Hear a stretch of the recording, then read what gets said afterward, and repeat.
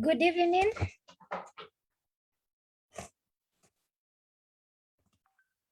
Good evening.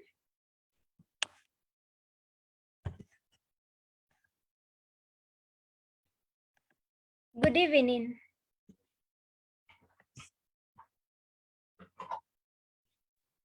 Good evening. Thank you. I thought you were not hearing me. So thank you so much for joining, and I'm pleased that at least we are quorum and we can start because of time. And as you know, my name is Kassim Lupao, the convener of the sessions on BHMC, and today we are having our session 20 on the topic on nutrition during lactation. And our speaker today is Kassim Lupao, who will be addressing the topic on nutrition during lactation, and is a public health nutritionist specialist from PanAfricare. We had a session with him, I think, last week, and I'm sure we enjoyed the session, and we're expecting to enjoy the session more today. So because of time, we can start the session. And welcome so much, our speaker.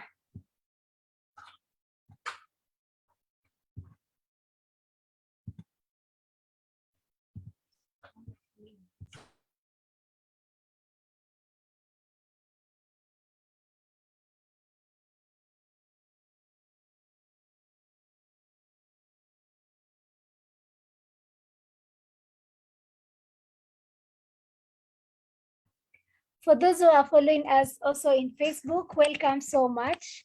And for those who are following us in Zoom, thank you for joining in time. So welcome so much, Kassim Lupao, and we are glad to have you in.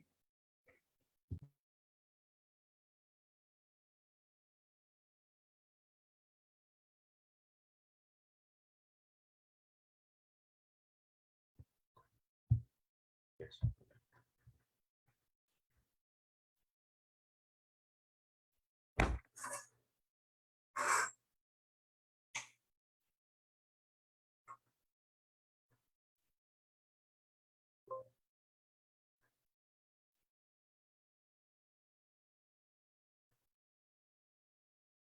Hi, Katile. Hello. Sorry, I was, my volume was down. I couldn't hear you. Oh, sorry. I have introduced you. You can just go on. Sorry about that.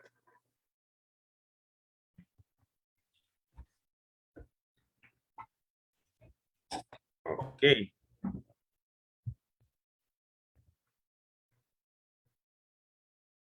Let me turn on the video briefly before we begin.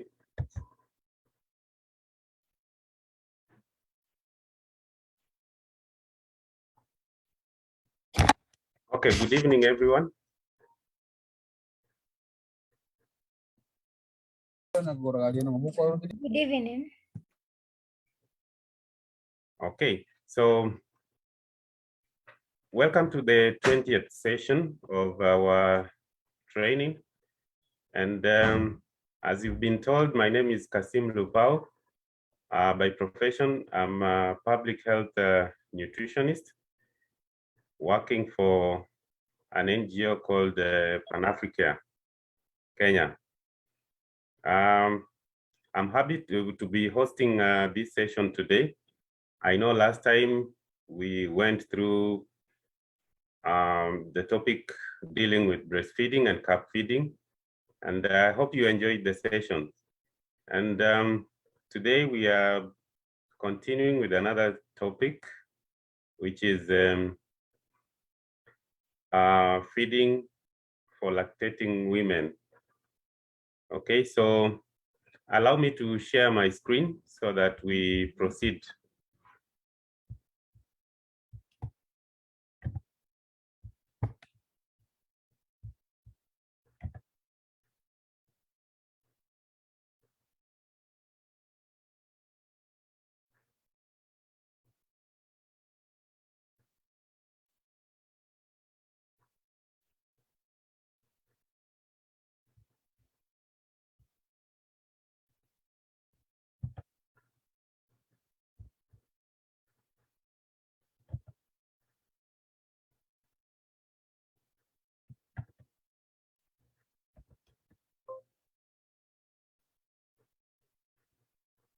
Okay, confirm me you can see the screen now.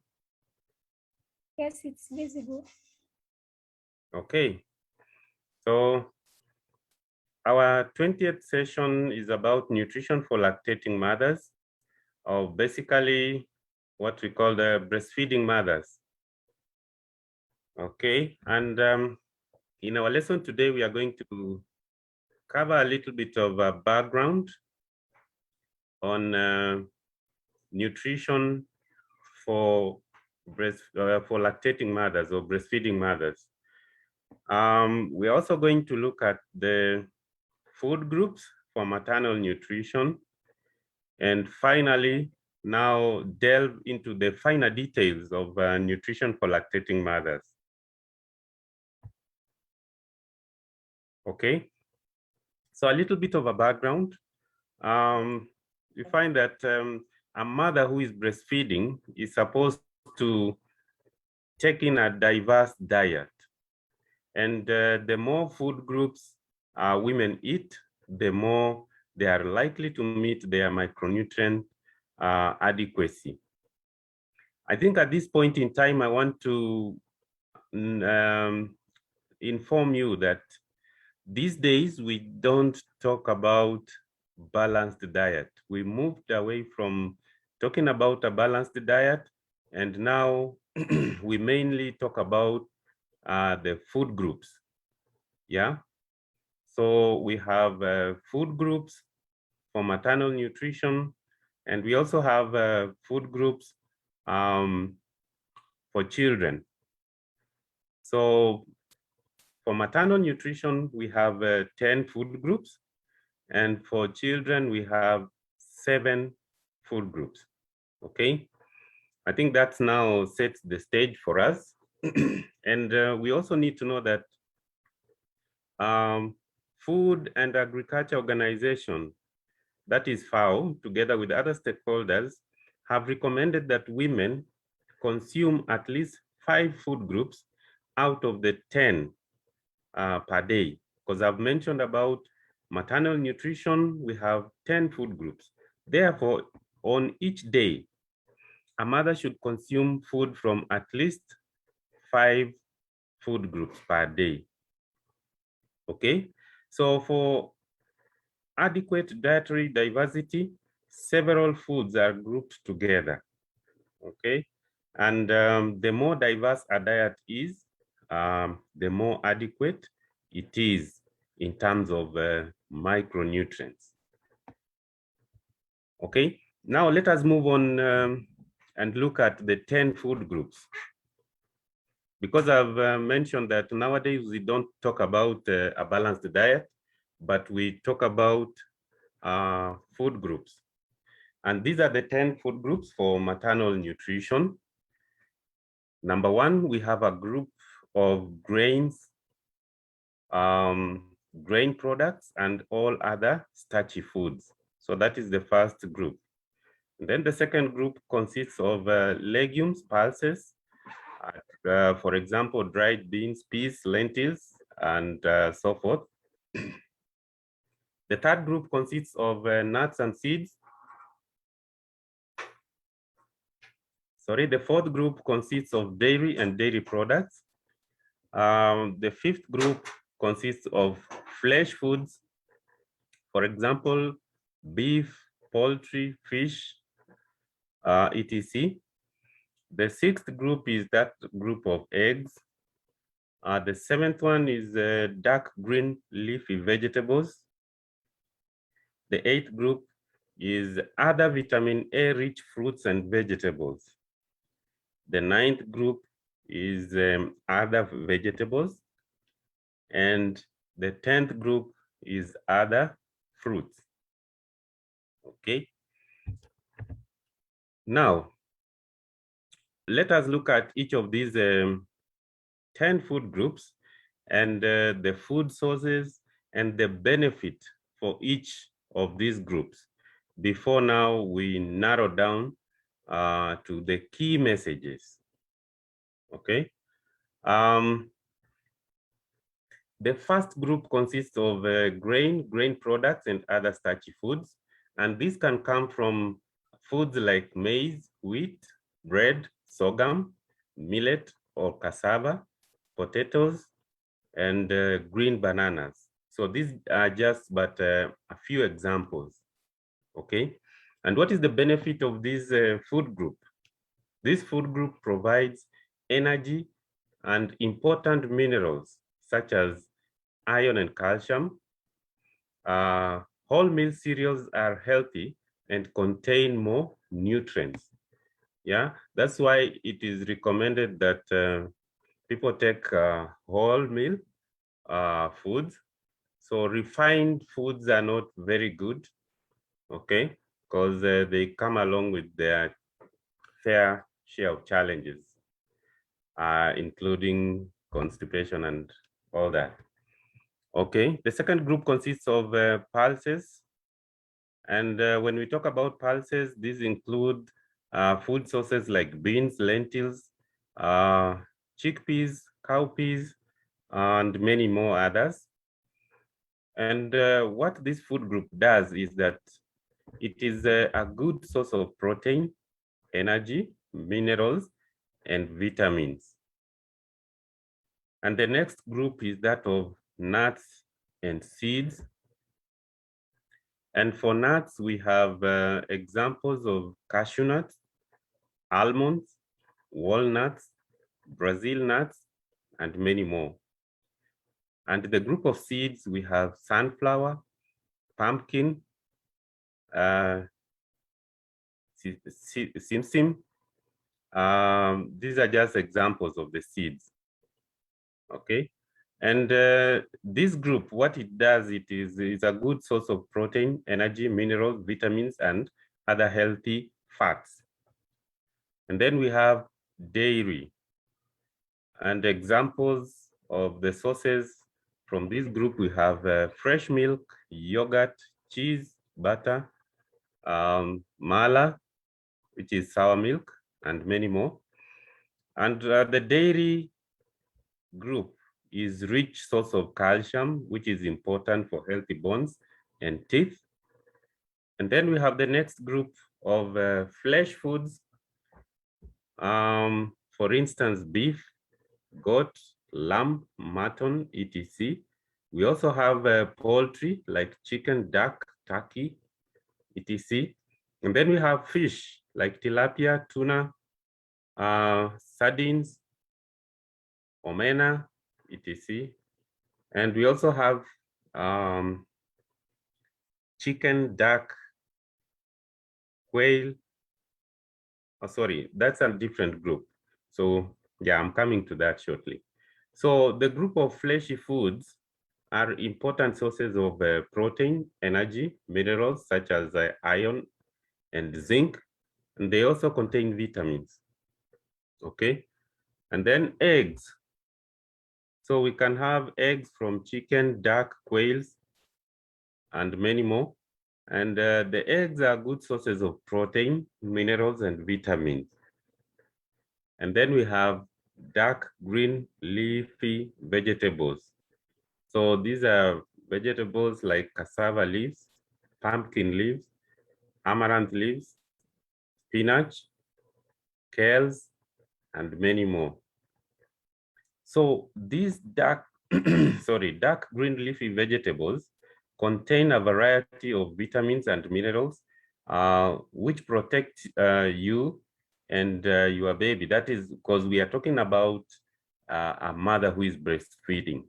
So it contains a variety of vitamins and minerals which protect the mother and her baby from diseases, okay? And then the next group is other vitamin-rich fruits and vegetables. For instance, ripe mangoes, papaya, melon, and many more. We also have carrots, pumpkin, orange-fleshed sweet potatoes, okay? So they are a good source of vitamin, they are a good source of vitamins and minerals, such as vitamin C and folate. And then we have other vegetables like cauliflower, cabbage, cucumber, and many more. So these vegetables are a good source of vitamins and minerals. And then the last group is that of other fruits. And we are talking about other fruits like apples, avocado, banana, blackberry, and many more. And these fruits are a good source of vitamins and minerals. Yeah, so we've generally talked about the 10 food groups. But again, I mentioned that per day, a mother who is breastfeeding is supposed to eat food from at least 5 out of these 10 food groups. In addition to that, these are the key messages. And this is the gist of everything now. So a mother who is breastfeeding is required to take 2 extra meals each day, in addition to the 3 regular meals and 2 snacks to support her nutrition and to meet the lactation needs. You know, a mother who is breastfeeding, the lactation needs are high. Therefore, she needs to feed well. Ordinarily, a normal person or a normal woman who is not breastfeeding, or even a man, ordinarily, we eat 3 times. That is breakfast, lunch, and supper. And now we are saying that a mother who is breastfeeding needs 2 additional meals, okay? So she can even wake up in the middle of the night to have an extra meal, yeah? But again, in between the meals, in between the 3 meals, that is between breakfast and lunch, she's supposed to take a snack. Again, in between lunch and supper, she's supposed to take a snack. And what is a snack? So we should not confuse a snack with food items like biscuits and such like things, no. So nutrition speaking, when we talk about a snack, we mean any healthy food, okay? So it can be a glass of milk, that is a snack. It can be a cup of porridge, we can call that a snack. It can be a fruit, we call that a snack, okay? So let us not confuse a snack and some other things that people use. I hope we are clear.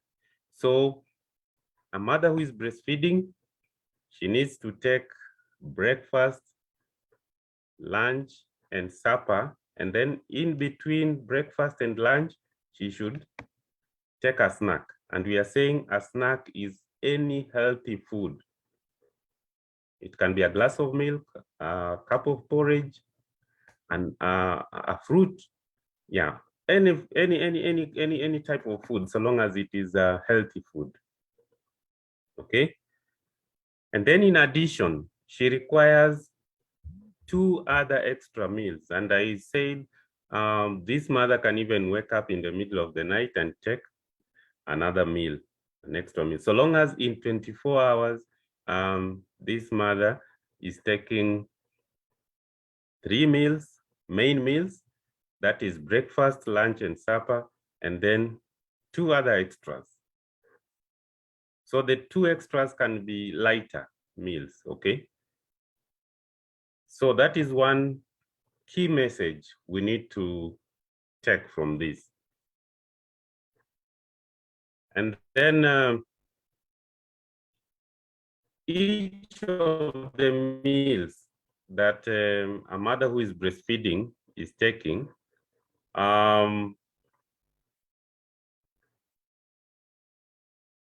Okay, so each of the meals, that is the main now, the main meals. Each of the main meals should come from at least 4 food groups. And then a mother who is breastfeeding is supposed to eat a variety of foods from both plants and animal source proteins, so that now she can be able to build her body. Yeah, because we understand physiologically a lot of changes are happening. There is a lot of healing taking place. For instance, the involution of the uterus and many, many other things. So she requires all these food. So in addition to that, a mother who is breastfeeding needs to take a lot of nutritious fluids. So nutritious fluids like milk, soup, juice, porridge, and water. And this is very important because it also helps to increase breast milk supply, okay? So she needs to take plenty of fluids like milk, soup, juice, and porridge, so that it also helps in increasing the milk supply. And then this is a critical one. You know, there are those cultures whereby immediately someone eats, they take tea. So for a mother who is breastfeeding, or a mother who is even, yes, a mother who is lactating, they need to avoid that. Even pregnant women, they should not do that. So immediately after meals, no tea or even coffee, no. So a breastfeeding mother is supposed to separate her meals from beverages like tea or coffee. Why do we say so? Because there will be interference, because we have some substances contained in tea and coffee called polyphenols, and these polyphenols will interfere with absorption of iron. In other words, these polyphenols will bind the iron. This is now what we call food to food or nutrient to nutrient interaction. So the polyphenols, for example, chlorogenic acid, which is normally present in tea and coffee, will bind the iron minerals. And therefore, when a mother has eaten, say, beef, so the iron will not be available because it will bind that iron. So the iron doesn't get absorbed to the body, and therefore, now it will not make any sense. Therefore, she needs to separate meals from beverages such as tea and coffee to prevent that interference, okay? So again, she needs to limit the intake of tea or coffee. Otherwise, take it an hour before or an hour after a meal. And again, she's supposed to take small but frequent meals. I know people could be wondering, because we are talking about 3 meals, then we are also recommending that a breastfeeding mother is supposed to take 2 extra meals. So anyway, these meals are supposed to be small but come frequently, okay? And then a breastfeeding mother is also supposed to engage in light physical activities for her to stay healthy. Exercises are also important, but they should not be heavy exercises, light exercises, yeah? And then she's also supposed to have some adequate rest. Because again, when you look at a mother who is breastfeeding, she needs to relax. She doesn't need to be stressed up, because if she's stressed up, last time we talked about breastfeeding, and we say that breast milk production is under the influence of some hormones. So if a breastfeeding mother is stressed up, yeah, then even the production of breast milk will be inhibited, okay? So those are the critical messages for us to take note for breastfeeding mothers. So in picture form, this is what we are saying. In summary, a mother who is breastfeeding requires 3 meals, that is breakfast, lunch, and supper. And then in addition, in between breakfast and lunch, she can have a snack. In between lunch and supper, she can also have another snack. So we are talking about 3 main meals, 2 snacks, and then 2 small extra meals, okay? And we have said snacks are not things like biscuits, popcorns, and such like things, no. So snacks are any healthy food. It can be a cup of porridge, it can be a glass of milk, it can be a fruit, okay? So basically that is what we are talking about in summary for a mother who is breastfeeding, okay? So basically that is it. I know our topic today was not a very long one. Yeah, unless there are any questions, then I would beg to end there and respond to any questions that you could have.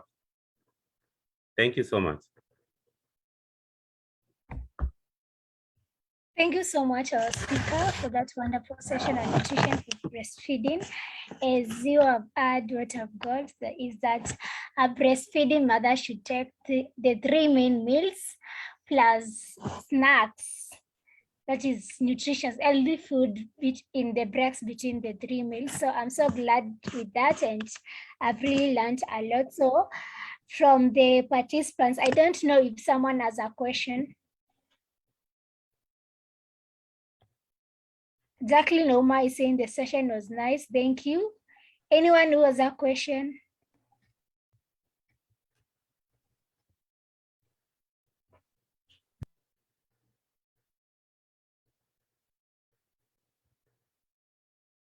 Emily saying the session was awesome.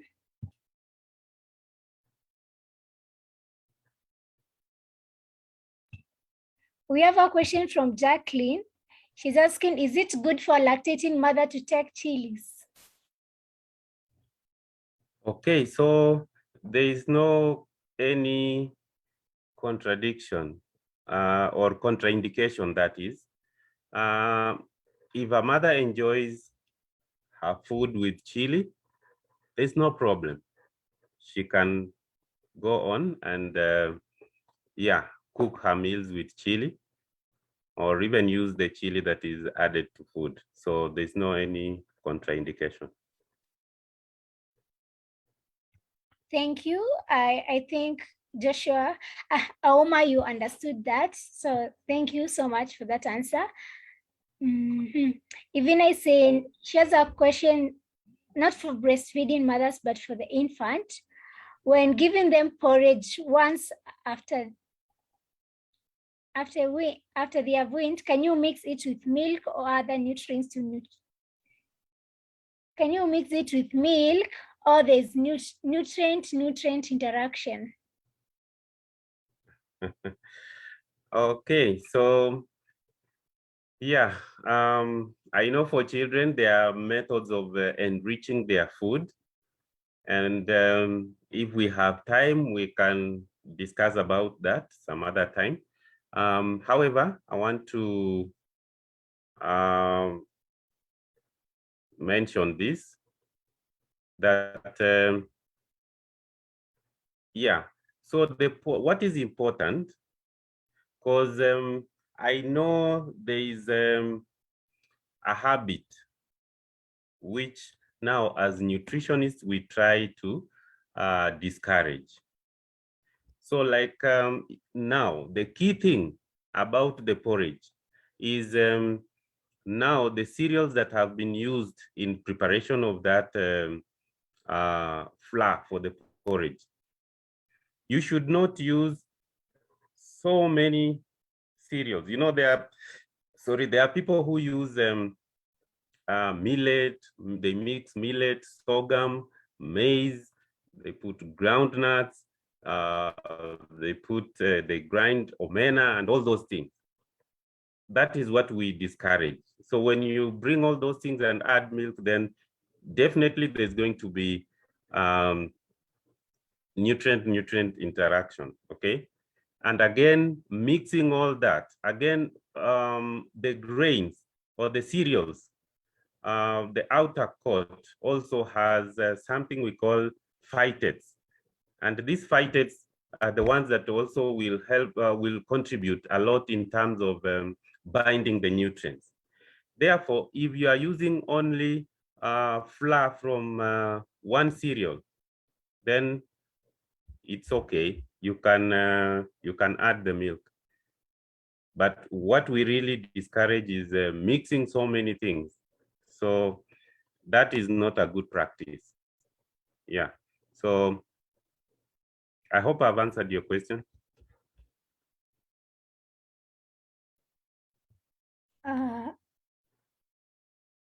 I think Ivina, you answered.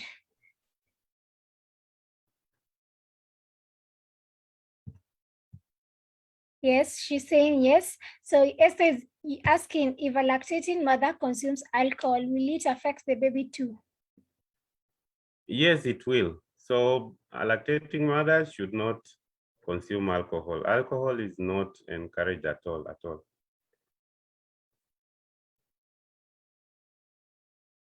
Okay, thank you for that. I think she's answered. Irene is asking, is loss of spices dangerous for breastfeeding mothers? As for nutrition is concerned, what are the recommended spices to be used in lactating mothers' food?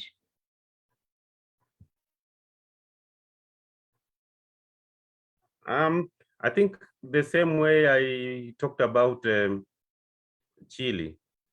So there is no contraindication that I know of. Okay.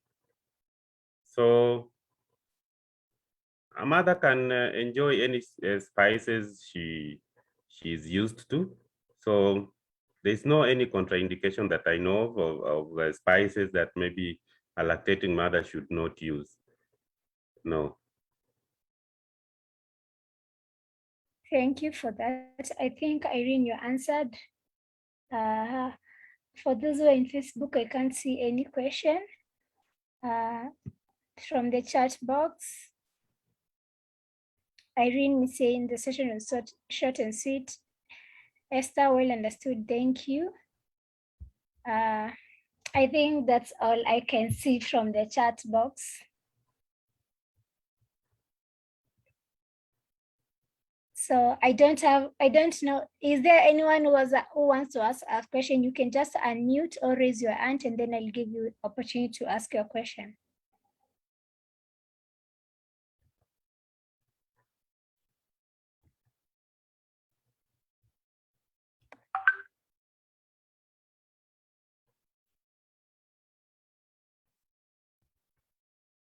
So I think with that, we don't have a question. So maybe our speaker, you can say something as your parting shot. I have seen a question from Emily. Does tea affect the milk production?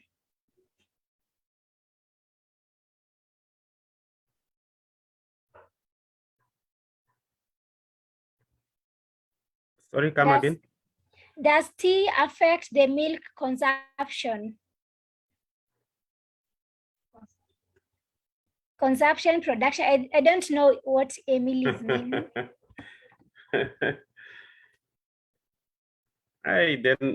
I'm not getting the question clearly. Emily, you can unmute Is and it ask your production or question. consumption? She has asked both, so I don't know it's production or consumption. Emily, does consumption of tea affect milk production?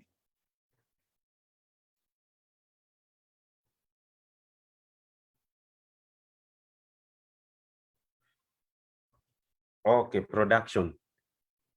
The consumption of production, it doesn't affect milk production, okay? Milk production will be there.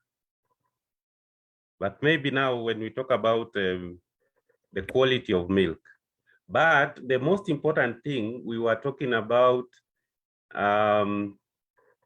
what happens is that the polyphenols in tea will bind the iron.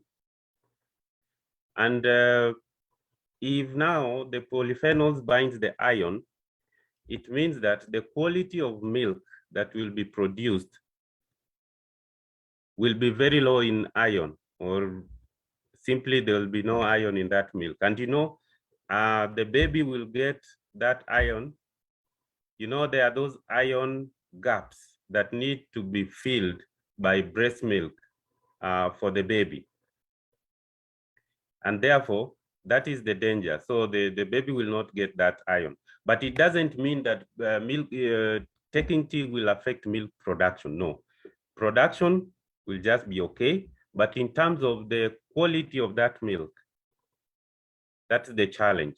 The milk will be short of the iron, which is required for healthy growth of the baby and even the mother herself.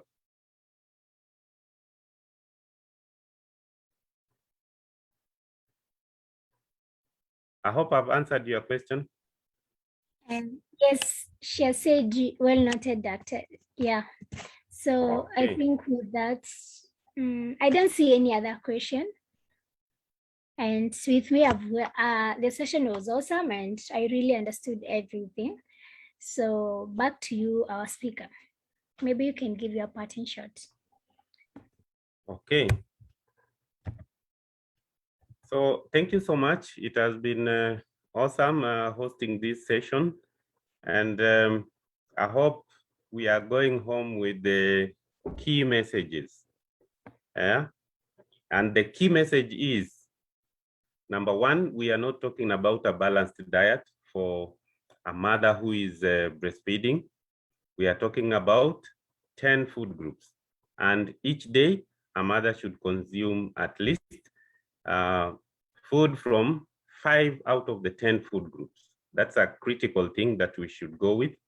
And last but not least, in terms of the number of meals a breastfeeding mother should consume, we should not forget this: 3 meals, 2 snacks, and 2 small extra meals.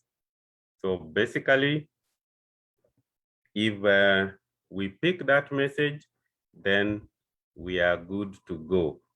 And most importantly, noting that if a mother wants to take tea or coffee, that should be 1 hour before or 1 hour after a meal, because we have those chemical substances which interferes with absorption of iron. And this iron is required, is important for her mother and also her baby, because she needs this iron from the milk. So thank you so much.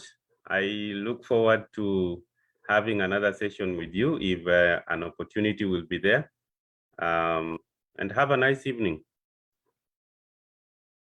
Thank you so much, and thank you so much for having our session, Kassim Lupao. And I really appreciate the PanAfricare for giving us you as our speaker, and really appreciate. We look forward to working with you. So thank you so much, and everyone, thank you so much and have a good evening. Okay, you too. Thanks. Bye. Bye. Bye.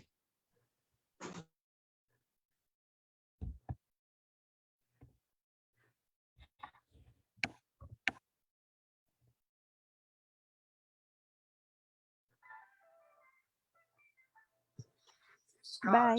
For kids who want to cross the street Bye. and